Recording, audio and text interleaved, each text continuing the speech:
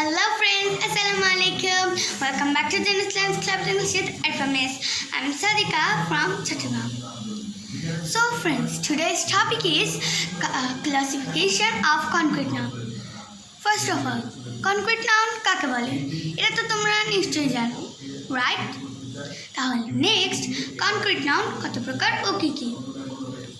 Concrete noun 4 প্রকার, যথা proper noun, common noun, collective noun, material noun. So first of all, proper noun কাকে বলে? যে noun দ্বারা ব্যক্তি, বস্তু বা স্থানের নির্দিষ্ট নাম বোঝায় তাকে প্রপার নাউন বলে। যেমন Ahmed is a good boy. Ahmed হচ্ছে একটি ছেলের নাম, আর বয় বলতে অনেকগুলো ছেলেকে বোঝাবে, তাই এখানে প্রপার নাউন হচ্ছে আহমেদ।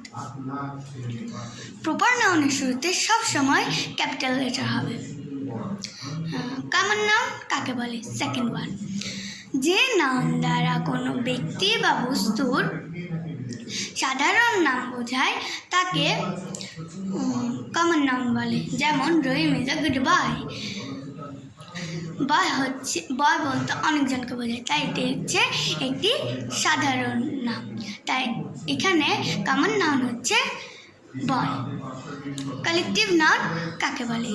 যে নাউন দ্বারা এক জাতীয় ব্যক্তি বা বস্তুকে আলাদাভাবে না বুঝিয়ে একটি সমষ্টি হিসেবে বোঝানো হয় তাকে কালেকটিভ নাউন বলে।